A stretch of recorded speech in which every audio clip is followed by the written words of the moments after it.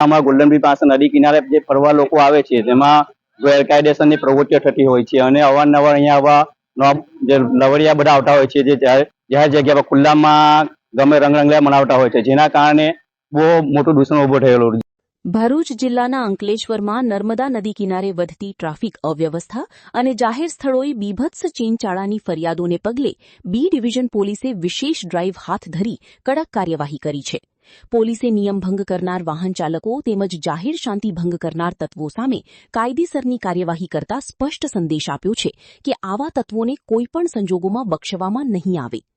અંકલેશ્વરના નર્મદા કિનારે છેલ્લા કેટલાક સમયથી ટ્રાફિક નિયમોનો ભંગ, બેદરકારીપૂર્વક વાહન ચલાવવાની ઘટનાઓ અને જાહેર સ્થળોએ અશોભનીય વર્તનની ફરિયાદો વધી રહી હતી. સ્થાનિક નાગરિકોની રજૂઆતોને ધ્યાનમાં રાખી બી ડિવિઝન પોલીસે વિસ્તારમાં પેટ્રોલિંગ વધારી વિશેષ ચેકિંગ હાથ ધર્યું હતું. આ દરમિયાન ટ્રાફિક નિયમોનો ભંગ કરતા વાહન ચાલકો સામે કાર્યવાહી કરવામાં આવી હતી, જ્યારે જાહેર સ્થળોએ બીભત્સ ચીનચાળા કરતા લોકોને પણ કાયદેસર દંડિત કરવામાં આવ્યા હતા.